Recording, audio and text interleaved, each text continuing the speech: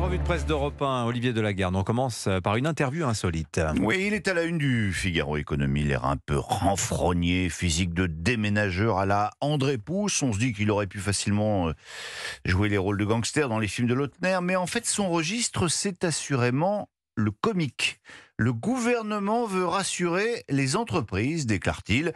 L'auteur de cet oxymore n'est autre que Roland Lescure, ministre de l'Industrie, celui-là même qui, à l'Assemblée, avec ses collègues du gouvernement, avalise jour après jour les nouvelles taxes inventées par les socialistes. Alors que débute aujourd'hui le sommet de Choose France, le gouvernement veut donc rassurer les entreprises. La bonne blague, mais à la une des Échos, David Barrault n'a pas le cœur à rire.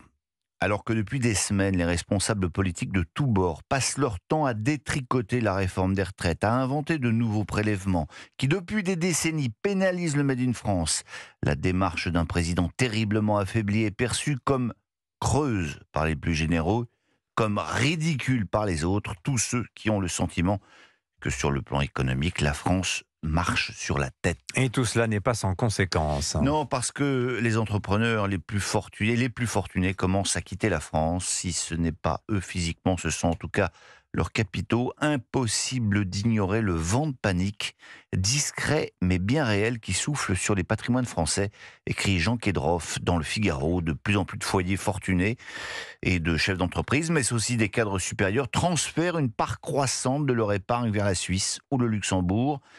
La dissolution a marqué une vraie rupture, témoigne Benjamin Lemaître, gestionnaire de fortune. Depuis juin 2024, le nombre de demandes de contact a été multiplié par 3. Il n'est jamais vraiment retombé depuis.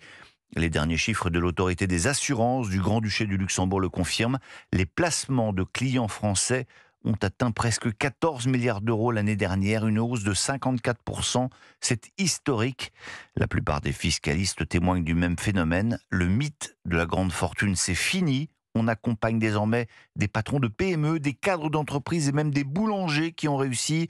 Nous voyons aussi arriver des trentenaires, un exil patrimonial qui n'est pas sans conséquence pour l'économie nationale, d'autant qu'il est souvent le premier pas vers un exil tout court. Il aurait été déjà multiplié par 3. Nous voilà revenus à l'ère Hollande, témoigne un fiscaliste.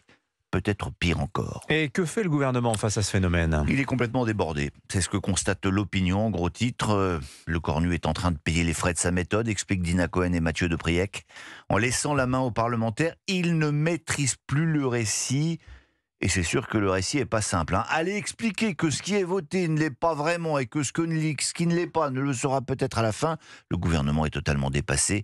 Et puis en annonçant qu'il n'aurait pas recours au 49.3 ni aux ordonnances, le locataire de Matignon s'est lui-même lié les mains, constate le Figaro.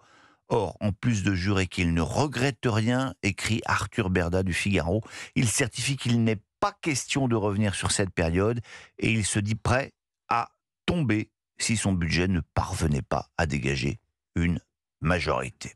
Allez, on va terminer par impôt, Dimitri. C'est l'époque qui veut ça, l'approche de décembre, les coups à boire vont se multiplier dans les entreprises, mais à EDF, la nouvelle vient de tomber, plus une goutte d'alcool. C'est le Figaro qui annonce la nouvelle. L'électricien a décidé de passer au régime sec. Alors, dans les centrales nucléaires, c'est quand même heureux, le vin et autres apéros étaient déjà interdits, explique Elsa Bambaron. Mais désormais, les cocktails de fin d'année, les pots de départ, ce sera au Champonuit. Allez, Merci beaucoup. bonne journée à vous.